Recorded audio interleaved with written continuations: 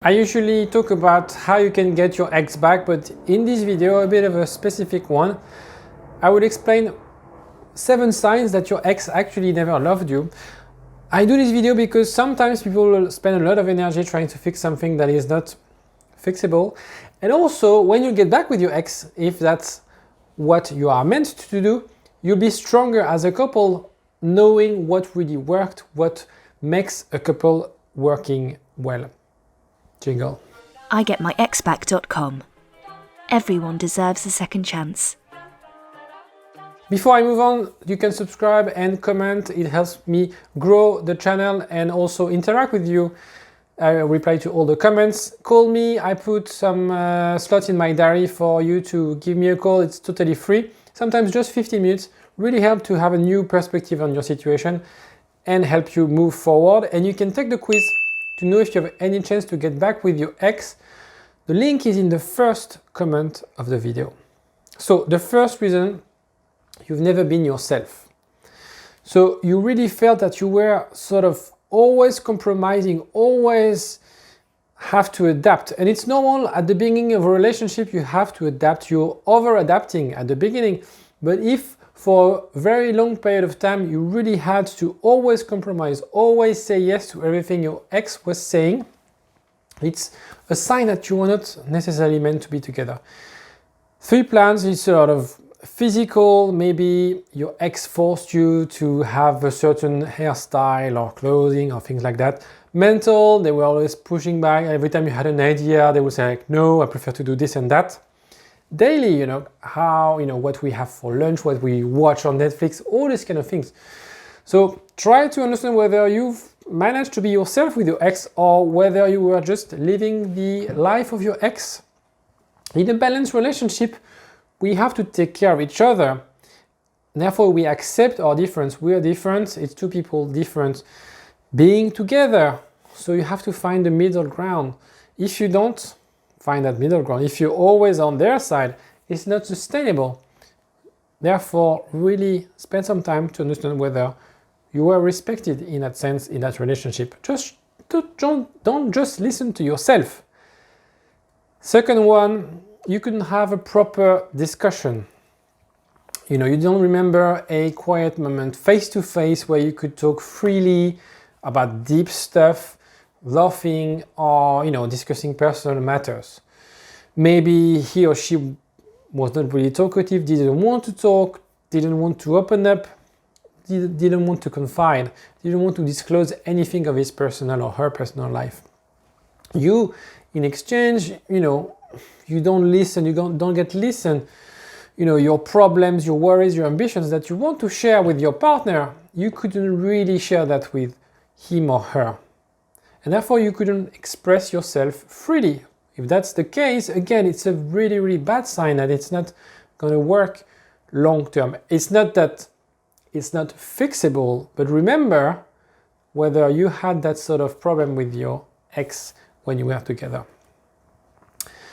It's very important in the couple to disclose what we have on our heart and to be listened to. It's a skill, listening skills. You have to learn to listen. You have to tell your ex to learn to listen. And of course, your partner is also a friend. So if you're not able to share anything to your partner, it's really, really dangerous in terms of how can you spend the rest of your life with someone you can't really share anything with. It should actually be your first confidant when it comes to sharing your fear, your anxiety, your problems, your success. It should be the number 1 person you go to. Was it the case when you were together? Third one, they are not interested in your life. I don't care. Things like, did you have a good day? How are you doing? I know that you had an important meeting the other day. How did it go? Sharing a lot of empathy. Did they really care for you? They don't know your date of birth. They don't know your anniversary, things like that. Fourth one, they understand your faults and values your quality. Nobody is perfect. Okay. It's a bit of pushing an open door, but your ex must know your weak points and should accept them, but not criticize you. They have to encourage you. They want to what's best for you. They want to push you to be a better person rather than pushing you down. you know? They have to be positive. If they only talk about your weakness, they only talk about your flaws, how can you be happy? How can you be fulfilled in a relationship? Nobody is perfect. They are not perfect. You're not perfect. I'm not perfect. Well, depending if you ask my mom. But it's all about how you can help together to grow and not point finger at the other, but help them to grow. You know, maybe you're scared about public speaking. I'm going to help you. I'm going to prepare that speech with you. All these kind of things. Knowing your partner is essential. You felt empty, like this room taken from Black Mirror or something like that. There's no emotional connection. There's something.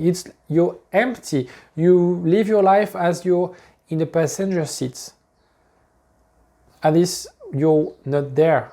Is it really how you felt in that relationship? If you're watching my video and want your ex back, I can assume that was not the case. But sometimes people, they just want to get their ex back because there's their ego that they dumped me, I want to get them back.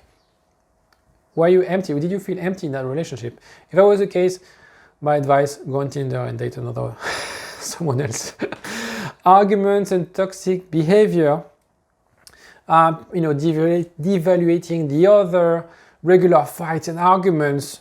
The ex is imposing everything, is always blaming you, always the inability to understand your point of view, and forcing you to do things that you wouldn't necessarily do. So was it the case for you? Was it always this sort of tension between you guys? And I'm not talking about tension towards the breakup, but since the beginning of a relationship.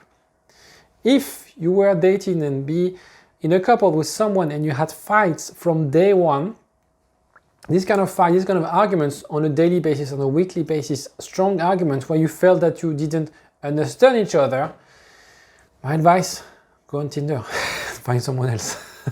So if you have this feeling of loss of freedom, being sick in your stomach, even your body is telling you, move away. Always feeling like, you're getting back from work and you feel like you're going to walk on eggshells, like, oh shit, because if I say something and if I do something, he or she's going to yell at me. Your ex has to be your partner. Your partner has to be your partner. It makes sense? And therefore, be your ally, not your enemy. It makes sense, but some people forget this simple stuff. They think that just because they have great sex or just because they have a stable situation or whatever, it's fine. No, it has to be your ally. 7, no plans for the future together. It's so critical, and it's traveling, home, children. It's not necessarily big stuff. Personal project could be sports, discoveries, doing stuff together, cooking together, going to the park together, planning for the weekend, planning to activities with friends. If you don't have any plans together and you live your life, I'm doing my stuff with my friends, they are doing their stuff with their friends, how can you be together, right? That was it. Very, very special video. I think and I hope you learned a lot of stuff about relationship that you could apply with your ex because you're going to get back together. If you're not sure how to do it, get in touch with me. Be more than happy to help you out. Take care.